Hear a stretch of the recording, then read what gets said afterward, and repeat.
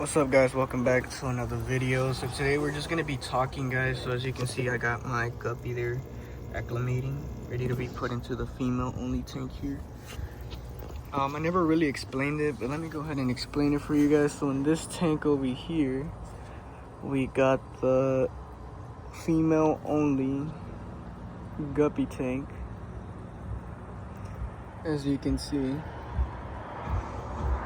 and we got two freshwater clams and some corridoras in there, and one pleco. He's a clown pleco. I'm not sure exactly what he is, but I made sure he'll do fine in here.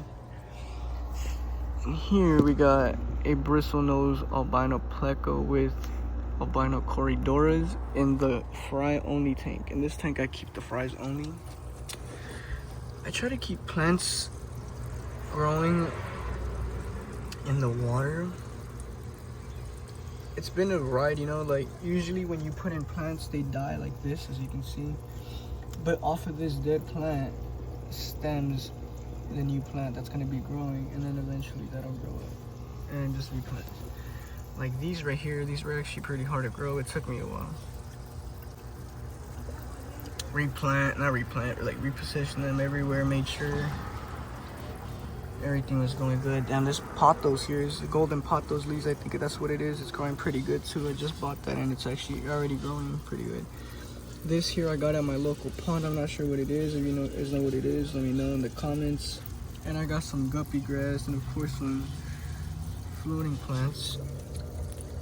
These floating plants have just came in the guppy grass that I've been buying off, and it's just been spreading. You guys know how that works. It just spreads everywhere. And yeah, we got snails in there. And yeah, so this is the fry only tank. Now we're moving over to the male only tank, and this one has a little more algae on it. It gets more sun here, but I'm working on putting something. So the only two adults here that I've bought is that orange one there and that adult over here. And the rest are fry that I've grown or are growing, as you can see. We also got some corridora and some red cherry shrimp. Well, I forgot to mention there's like one shrimp in here. He's a panda shrimp. I'm not sure where he's at, but he's in here. He's usually in there roaming around. But yeah, and this one also has a bristlenose pleco.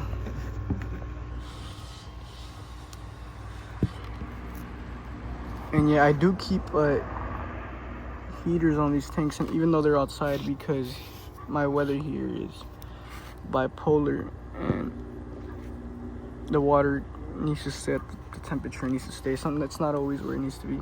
And in this tank is where I did have these albino koi ribbon guppies, which is the other one that's being acclimated into here. But I wanted to talk about that. So experience with buying fish. When you buy fish online, it's a risk, you know. It's either the fish is gonna come back healthy and thrive, just like my my platinum red tails. Those were bought online, and surprisingly the females is right here. That's the female, and the other female somewhere around there. Oh, she's over here. But they survived and they thrived. But before that, I had got another pair or trio that did not survive. So that's a risk you're taking when you're buying fish online. You just better hope that you're getting healthy fish, because if they're not healthy, they're not going to survive. And another thing is, even if they're healthy fish, doesn't matter if they're the healthiest fish in the world, just the change of water, like everything about your water is definitely going to be different from where you bought them and you're buying them online and they have to get shipped to you. The water is definitely going to be different. So the change of water can also be a big factor when it comes to fish, I've noticed from my experience. So these little fry here, as you can see, they're thriving in my water now, because these are offspring of my guppies now. So these are gonna thrive in my water. They're used to my water. Now if somebody was to come and buy some guppies off of me and put them in different water, different pH levels, nitrate levels, whatever that case may be, they would definitely not thrive as much as they're thriving here, unless of course they got the same pH levels and everything. But yeah, it's just one thing to keep in mind when you're buying fish, at least from, I'm no professional, but from my experience. So my idea is hopefully these guppies, they're not looking the best, you know, they're not looking the healthiest, but even though the water is good, this tank is thriving. The plants, the shrimp, the clams, the snails, the pleco, everything is thriving but the fish. And that's because, like I said, the water that I have is just not gonna be the same. So what my hope is hopefully she gives me some offspring in here, and those offspring will definitely be used to my water and will be thriving, hopefully, in this water. So that's all I gotta do. And down here is a work in progress community tank that I got. It's goldfish in there for now, but they're gonna get another tank.